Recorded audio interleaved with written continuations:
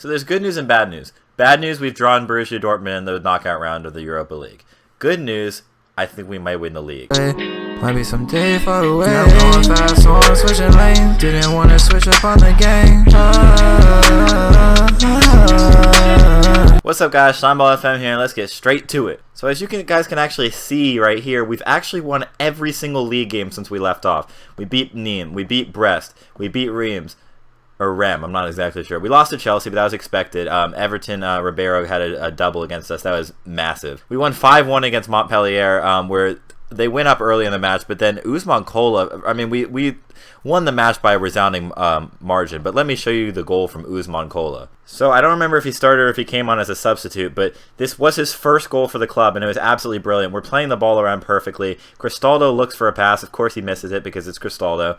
But, you know, Montpellier plays it decently, but not for long, as their goalkeeper also was just having a nightmare performance. He ended up scoring an own goal, but Bouanga plays it back into the path of Ousmane Kola, who just first touch bangs in the top corner. I mean, that's a brilliant goal, and it's a brilliant first goal for the club as well. But that's not the only goal I have to show you in this episode, as we did tie our last Europa League game 1-1, and that was enough to bring us through in the group.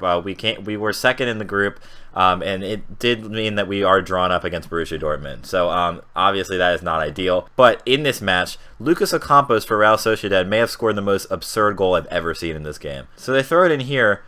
We take the ball from Ocampos, but he just tackles the ball into the goal from 45 yards out. I mean, there's nothing I expect our goalkeeper to do about that. Like, let's run that back again. He tackles the ball from our player into the goal from 45 yards away. Budabus takes it from him, but then Ocampos catches up and just hits it out of his possession into the goal from 45 yards out. Luckily, we still ended up equalizing, and Real Sociedad was knocked out of the Europa League, and we were the ones that came in second place. But today, anyway, we're going to be playing Strasbourg, who is, of course, still third place in the league. They are with a game in hand on PSG, so obviously if they were to get anything from this game, they'd go back up to second, or if they were to win, they'd go up to first. But if we do win this game against Strasbourg, we not only will stay in first place, but we will actually be in first place by 5 points. Follow me on Twitch. We stream every day from 4 to 7, and I hope you enjoy it. We're doing a Girona save right now. It's really interesting. We're pushing for the Champions League in just our second season, so you never know what could happen. It could be absolutely crazy. It's another overachieving season, just like in this series. So, you know, if you enjoy something like that, just follow me down below, and you'll know when I'm streaming. Thank you. And if you weren't sure if we were doing well or not, our performance is giving the board a 97% confidence. Here's the tactic we're going to go for against Strasbourg. Obviously, this is a massive match, so we've gone with our strongest possible team. We have Kochev, Pineda, Vallejo, Varnier, and Nick at the back. Unfortunately, we can't play Jan and Villa as he's suspended, so Madi Kamara is going to have to come in this Mazzala spot. But the rest of the midfield is our first choice midfield. Then we have Kasri on the left, Wagner on the right, and Cristaldo up top. Let's get into it. So here's the lineup they're going for. They obviously have Dries Mertens up top, who's been excellent for them this season. 7 goals, 5 assists on a 7.31. They have Samuel Kalou, who I think has the highest average rating in the entire league. He has 9 goals and 5 assists. Tankovic has the most goals on their team. He has 11 goals off this left-hand side. So, I mean, they're dangerous all over the field. The former Chelsea right-back, Davide Sabacosta, has 6 assists, which is the most on their team. They really have weapons all over the field that may not have gotten the chance to be superstars for big teams, but they have all come together now and are leading a title charge for Strasbourg. Our first highlight comes in the 12th minute of the match. Vallejo heads it into the path of Kasri. Now Tiblin gives it to Pineda. And it's good to see that we're the ones possessing here, because they have had the majority of the possession in this game. Not by a large margin, but I was a little afraid, because usually we do better when we possess the ball more. But now Nick has space to put a cross in. He finds Kasri, and Kasri puts us up 1-0. And now we are, if results hold right here, we are up in the league by 5 points. I mean, this is a massive game, obviously. We have talked about what this match means for the team, but to see it actually unfold and to see us winning the game right now, it's a masterful goal from Kasri. I mean, that's a brilliant ball from Nick. Kasri, who is our top scorer this season, he's been having an incredible season. He has the most goals and the most assists on our team. I mean, he's been excellent this year, a real resurgence for him, because obviously Bouanga started for a decent portion of last season, but Kasri has really gotten his place back in this team. It is great to see him doing well. But now there's another highlight in the 28th minute. Zappacosta puts the ball in, and that was looking for Mertens, but he can't find him. Now Solbakken, a player who I saw score a hat-trick in one of the games, so obviously he's been on pretty decent form this season, but that's a great tackle from Wagner, but Munoz skips past it. Strasbourg's just been hitting the ball around here for maybe the last 20 seconds. Nothing really too threatening yet, but now Sells finds Zappacosta on the wing. Zappacosta just sprints past, I think that's who would our left back be? Pineda. Kalou now on that side. Finds Solbakken, and Solbakken, what a hit. And now it's back to 1-1. It's back equal, and that's a brilliant goal from Solbakken. We definitely talked about his threat as, you know, I've seen him. He did score a hat-trick in the 7-1 victory that Strasbourg had early in the season. But that's Kalou just finds Solbakken, and there's nothing Kochev can do about that. That's a brilliant hit from the boy. And at halftime, we're tied currently 1-1 with Strasbourg. Obviously, with this tie, we still go up 2 points in the league, but we do want to get a win here, as, you know, just a 5-point gap for the title would be massive, because it would allow us to lose a game to like PSG, for example, and still be in first place. So winning this game is definitely very key for our title hope. I'm gonna put Riyad Boudebouz in for Simon Tibbling, as Simon Tibbling's had an absolutely terrible match so far. So we gotta shuffle out the people who aren't playing well, no matter how important they are for our team normally. Now Wagner's picked up a knock, so I'm gonna put in Dennis Bouanga on this right hand side. I know it's not his strongest position, but I mean, we really have no other choice but putting him in if we have an injured player over there. And with 5 minutes left, it's still 1-1. There's been no highlights in the second half. Can anything happen to influence the end of this match? It does not look like it. It looks like it's going to end in a tie, unfortunately for us. But however, even after tying with Strasbourg, who's just been on brilliant form this season, we still are in first place by 2 points, which obviously could be a much worse situation. Halfway through the season, we're in first place. 2 youth players have come in because it's January the 1st. The first is Anderson, a young striker from Brazil.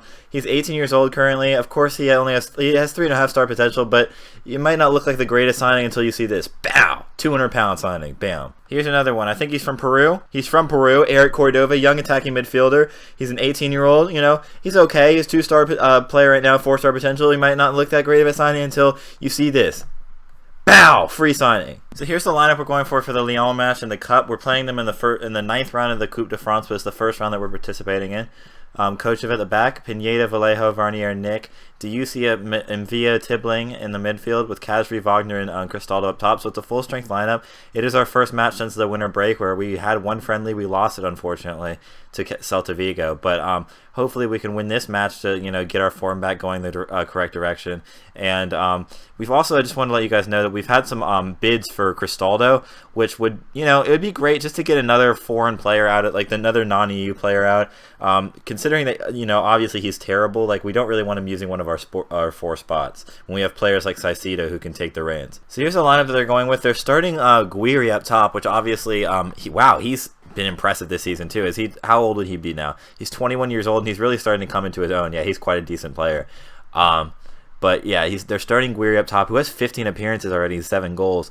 Then they have Depay, Oconi on the right, Alvarado. So they have a pretty strong lineup. This is very similar to the lineup that they played earlier in this season. Wow, the weather looks miserable. It is hailing and it is 33 degrees Fahrenheit. That is just a bit. I don't even know how that's possible, considering that, you know, obviously if it's hailing, it should be freezing. But maybe because it's colder in the sky, I don't know. But either way, hailing at 33 degrees still does not sound fun for the players on the pitch.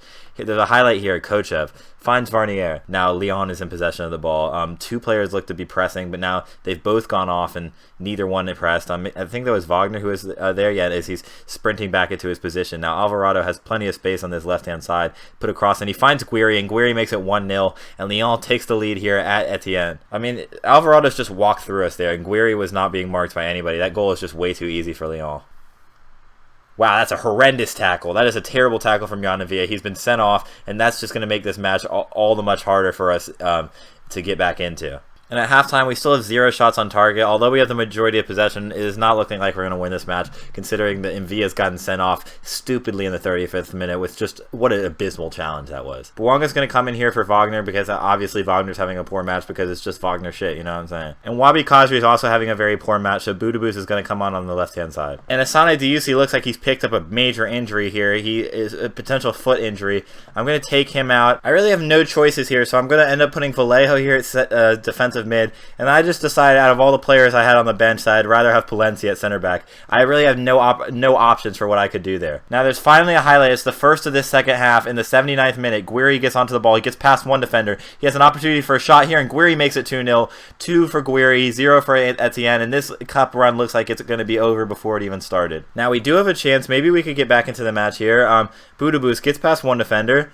Boudebouz takes the shot, but it's just into the hands of Anthony Lopez. What could be one last opportunity for us to get a consolation goal, or maybe to get back into the match, as there's still 3 minutes left. I mean, it would be a very unlikely result, but Palencia, we're playing a little bit too passive here if we're going to do that, though. Pineda does have a decent amount of space, but Dogma makes a great tackle there. However, we're back onto the ball now. Pineda. It looks for, I think that it'd be Budaboos out wide. Yeah, it looks for Budaboos, but just can't find him at all. Now Anthony Lopez with the punt, looking for Memphis Depay up top now. Memphis Depay is now on the ball. He can make it 3-0. Alvarado does instead, and it's 3-0 Lyon, and they've beat us again, and this has been quite an emphatic result for them. And that's the end of the match. 3 goals for Lyon, 0 for us. It's a terrible result, and obviously not a great episode either, as we tied earlier in the episode. Hopefully, this is just a blip in the system versus what could end up being, you know, a trend for us. We want to keep that momentum up, but obviously these last 2 matches are not going to help us do that. But anyway, if you enjoyed the episode, please like and subscribe. Follow me on Twitch. We stream every day 4 to 7, and I'll see you guys next time. Thank you guys for watching. Schlet. 80 on the dash, I'm cynical, purple tinted Lambo, indigo, 2 girls from my show, identical. Out of this world, that they went to a festival. They're going crazy.